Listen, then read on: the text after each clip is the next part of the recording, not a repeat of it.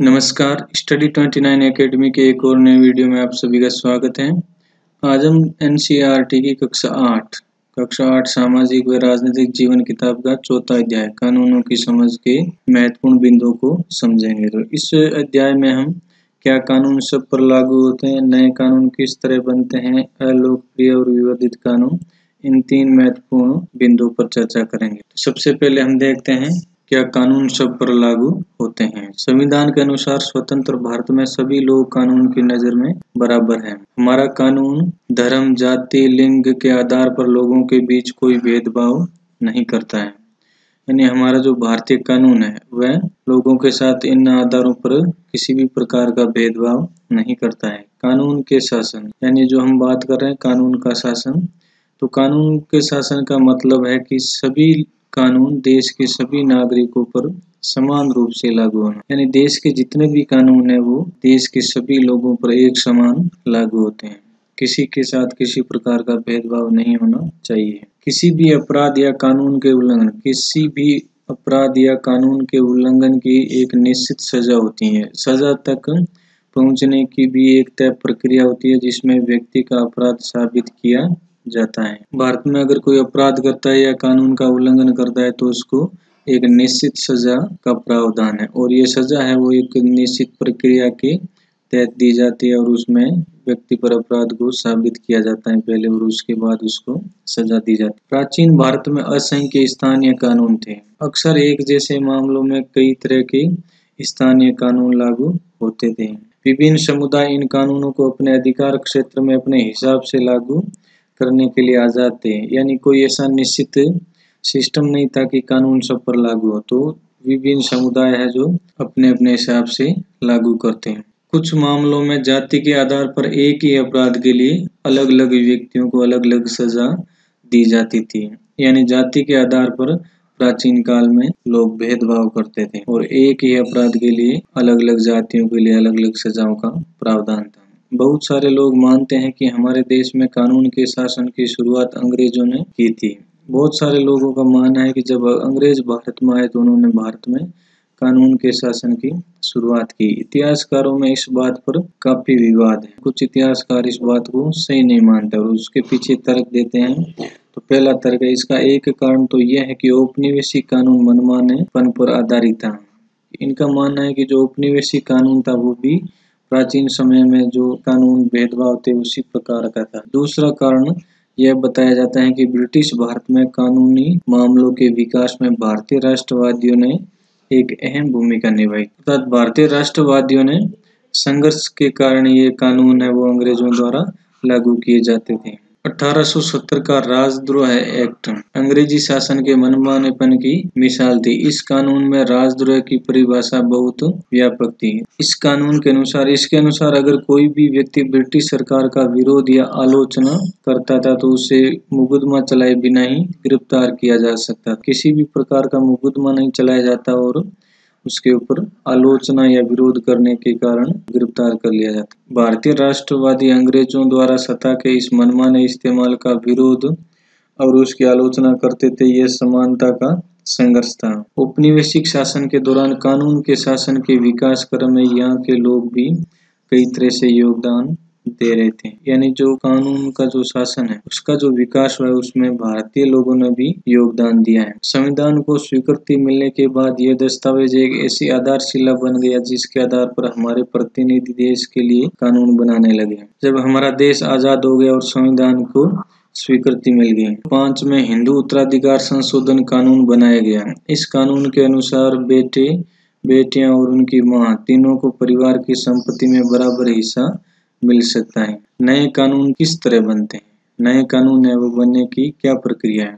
कानून बनाने में संसद की एक महत्वपूर्ण भूमिका होती है। ये प्रक्रिया कई तरह से आगे बढ़ती है। तो कानून बनाना हो तो सबसे महत्वपूर्ण भूमिका तो संसद की रहेगी। आमतौर पर सबसे पहले समाज ही किसी खास कानून के लिए आवाज उठाता है। यानी इस कानून की शुरुआत कैसे होगी, समाज में अगर किसी भी प्रकार की कोई समस्या तो उसके प्रति सुरक्षा प्रदान करने के लिए लोग कानूनों की मांग करेंगे। तो शुरुआत मांग करने से होगी। अब हम देखते हैं मांग किस प्रकार करेंगे। परिस्थिति देखते हैं, जब परिवार का कोई पुरुष सदस्य, आमतौर पर पति, घर की किसी औरत आमतौर पर पत्नी के साथ मारपीट करता है, उसे चोट पहुंचाता है या मारपीट अथवा चोट की धमकी देता है तो सामान्यतः उसे घरेलू हिंसा कहा जाता है। औरत को यह नुकसान शारीरिक या भावनात्मक शोषण के कारण पहुंच सकता है। यह शोषण मौखिक, यौन या फिर आर्थिक शोषण भी हो सकता है। यानी महिलाओं का जो शोषण है वो शारीरिक मारपीट या भावनात्मक शोषण, इसके अलावा मौखिक, यौन या फिर आर्थिक शोषण भी हो सकता है। ये सब चीजें घरेलू हिंसा के अंतर्गत आती हैं। घरेलू हिंसा कानून 2005 में महिलाओं की सुरक्षा की परिभाषा ने घरेलू शब्द की समझ को और अधिक व्यापक बना दिया। यानी ये जो घरेलू शब्द है इसमें किसको शामिल किया जाएगा, इसको इस अधिनियम में परिभाषित किया गया है। अब ऐसी महिलाएं भी घरेलू दायरे का हिस्सा मानी जाएगी जो हिंसा करने वाले पुरुष के साथ एक ही मकान में रहती है या रह चुकी है। तो हम उन महिलाओं को भी शामिल करेंगे जो पुरुष के साथ किसी एक मकान में रह रही है वर्तमान में या पहले रह चुकी है, तो वो घरेलू शब्द के दायरे में आएगी। कानून बनाने की प्रक्रिया के चरण में नागरिकों की आवाज बहुत मायने रखती है। यह आवाज टेलीविजन रिपोर्टों, अखबार के संपादकीयों, रेडियो प्रसारणों और आम सभाओं के जरिए सुनी और व्यक्त की जा सकती है। अब हम देखते हैं अलोकप्रिय और विवादित कानून। कई बार संसद एक ऐसा कानून पारित कर देती है जो बेहद अलोकप्रिय साबित होता है। ऐसा कानून संवैधानिक रूप से वैध होने के कारण कानूनन सही हो सकता है, फिर भी वह लोगों को रास नहीं आता क्योंकि उन्हें लगता है कि उसके पीछे नीयत सही नहीं थी। हमारे जैसे लोकतंत्र में आम नागरिक संसद द्वारा बनाए जाने वाले दमनकारी कानूनों के बारे में अपनी असहमति व्यक्त कर सकते हैं। दमनकारी यानी लोगों की भावनाओं को दबाने का प्रयास करना सरकारी तंत्र की सहायता से। तो ऐसे कानूनों के प्रति हम असहमति व्यक्त कर सकते हैं और असहमति का जो जरिया होगा वो टेलीविजन है, रेडियो है, आम सभाएं हैं, धरने, प्रदर्शन है आदि कर सकते हैं। अब हम विवादित कानून के बारे में एक उदाहरण के द्वारा समझते हैं। नगर पालिका की सीमाओं के भीतर जगह के इस्तेमाल से संबंधित विभिन्न नगर पालिकाओं में पटरी पर दुकानें लगाने और फेरी लगाने को गैर कानूनी घोषित किया गया है। कानूनन सही होते हुए भी हम इस बात को भी नजरअंदाज नहीं कर सकते कि पटरी वाले एवं फेरी वाले किसी भी बड़े शहर में रहने वाले लाखों लोगों को जरूरी चीजें और सेवाएं बहुत सस्ती कीमत पर और कुशलता पूर्वक पहुंचाते हैं। इसी से उनकी रोजी रोटी भी चलती है। इस प्रकार अगर कानून किसी एक समूह की हिमायत करता है और दूसरे समूह की उपेक्षा करता है तो उस पर विवाद खड़ा होगा और टकराव की स्थिति पैदा हो जाएगी। जो लोग सोचते हैं कि संबंधित कानून सही नहीं है वे इस मुद्दे पर फैसले के लिए अदालत की शरण में जा सकते हैं। पाठ में कुछ अन्य बातें भी आई है, उनको भी देख लेते हैं। भारतीय लोगों को विरोध के बाद भी 10 मार्च 1919 को रोलेट एक्ट लागू किया गया। रोलेट कानून है वो लागू किया गया। इस कानून के जरिए ब्रिटिश सरकार बिना मुकदमा चलाए लोगों को कारावास में डाल सकती थी। यानी किसी भी प्रकार का कोई मुकदमा नहीं चलाया जाएगा और लोगों को जेल में डाल दिया जाएगा। पंजाब में इस कानून का भारी पैमाने पर विरोध होता रहा। इसी क्रम में 10 अप्रैल को डॉक्टर सत्या और डॉक्टर सैफुद्दीन किचलू को गिरफ्तार कर लिया गया। इन नेताओं की गिरफ्तारी के विरोध में 13 अप्रैल 1919 को अमृतसर के जलियांवाला बाग में एक सभा का आयोजन किया गया।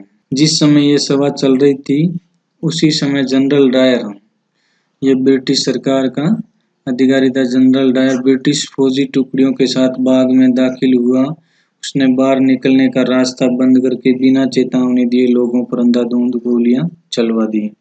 इस हत्याकांड में कई लोग मारे गए और असंख्य जख्मी हुए। तो ये क्या है, कानून को मनमाने तरीके से जनता पर थोपने का तरीका था और अमानवीय कृत्य माना गया और इसके बाद में पूरे देश में इस गोलीकांड की। इस प्रकार हमने इस वीडियो में अध्याय 4 के कुछ महत्वपूर्ण बिंदुओं को समझने का प्रयास किया। वीडियो अगर उपयोगी लगा हो तो इसको लाइक करें और अपने दोस्तों में शेयर करें। अपना कोई सुझाव हो तो कमेंट बॉक्स में जरूर लिखें और चैनल पर पहली बार आए तो चैनल को सब्सक्राइब कर लें और बेल आइकन भी दबा दें ताकि आने वाले वीडियो के नोटिफिकेशन आपको समय पर मिल सके। वीडियो को पूरा देखने के लिए आपका बहुत बहुत धन्यवाद।